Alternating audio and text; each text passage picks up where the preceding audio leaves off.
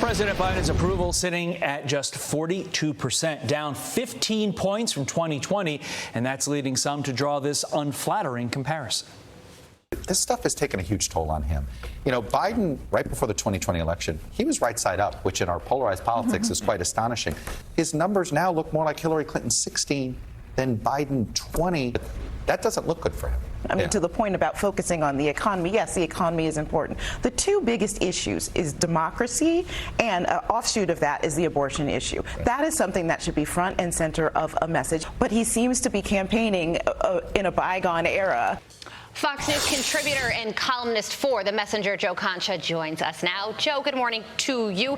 That graphic that aired on Meet the Press shows that President Biden's favorability rating is at 39%. Hillary Clinton's in 2016 was at 40%, 1 point higher. Of course, she lost the election. And Chuck Todd said all this stuff, meaning the investigations into Hunter Biden, is having a huge impact, taking a huge toll on President Biden. Yeah, Carly, if you watch that entire segment on Meet the Press, I guess we're supposed to believe that democracy and abortion are the two biggest issues that are facing the country right now, because then I look at Gallup and they poll folks on a monthly basis, what is the most important issue to you? And I'm pretty sure I don't see democracy at the top of that, or even abortion for that matter. The top issues facing this country are the economy, crime, immigration, education, foreign policy, you name it. I don't see any of those other issues even near the top five. So that was disingenuous on that person's part. But to your point around Biden and Hillary being around the same as far as favorability, yeah, I mean, look, Joe Biden is somebody who ran on being the guy who's going to bring normalcy back to the White House, who's an honest, nice guy who loves his family, and that's the person that you want representing the country. Now, we've seen that narrative completely fall apart in terms of not just the Hunter Biden stuff, because it's not about Hunter Biden. It's about if Joe Biden is compromised by China, Russia, Ukraine, Kazakhstan. I could go through a litany of countries right now where this is something that is a problem for him, not because his son screwed up, because he helped his son in terms of influence peddling in all those countries. Yeah. And plus, his performance on the economy and crime and the border is completely underwater. So Joe Biden has a record, Carly and Todd, that he has to run on at this point. He can't run for president by pleading the fifth in a basement. And that's something that he's going to have to defend, and not just make the whole election about Donald Trump and how bad he is as far as his legal troubles, because this is a president on a personal level, has many problems of his own in terms of does the country trust him at this point? Yeah. So if he takes that advice that woman gave about democracy and abortion being the #1 issue in the country, as opposed to the economy, where does that leave him?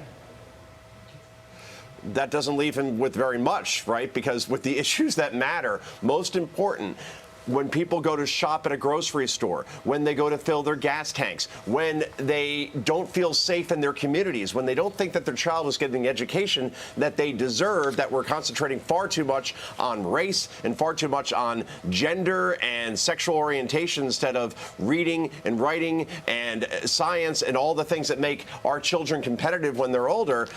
I'm sorry. If it comes down to issues, then this president probably loses based on what we've seen from the past in terms of history, in terms of being the second coming of Jimmy Carter. If it comes down to, well, Donald Trump's legal troubles, and those are going to be front and center all the way up to the 2024 election, and Joe Biden doesn't have any legal troubles of his own because the DOJ is covering for him, then I don't know. It's a 50-50 I think that Boston Globe writer wants them to focus on abortion just because they think that's a winner. But got to leave that topic there. Got to get your thoughts on this just so I can say this line.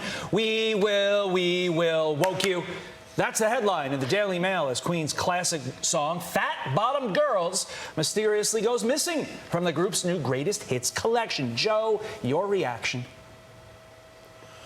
I mean, you watch that movie, Robbie Malek, and it was a great portrayal of Queen and how they came to be one of the biggest bands of the 70s.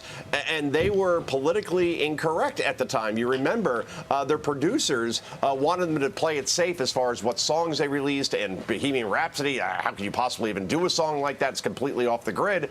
They took chances, Queen did. And now to see this, and Robbie Malek obviously is not a late Robbie Malek, I don't think he would stand for this. I'm pretty sure he wouldn't if I believed that the portrayal that I saw in that movie. So yeah, to say, all right, that song never existed is utterly ridiculous. And by the way, the boomerang effect will be more people downloading that song than they ever would have before 40 years later. So this is just another example of go woke, go broke. But I guess you can't go broke because that band made millions upon millions. This album is designed for the youth. I love the argument of like, well, the youth won't be able to handle this kind of language. I don't know if this has anything to do with woke. Have you seen every other song that's marketed toward the youth? A lot of curses, a lot of dirty words. Only here on Fox and Friends First do we go from Joe Biden, Hunter Biden, and Donald Trump to fat bottom girls. If you're not first, you're last. Joe, thank you. I'm Steve Ducey. I'm Brian Kilmeade. And I'm Ainsley Earhart. And click here to subscribe to the Fox News YouTube page to catch our hottest interviews and most compelling analysis.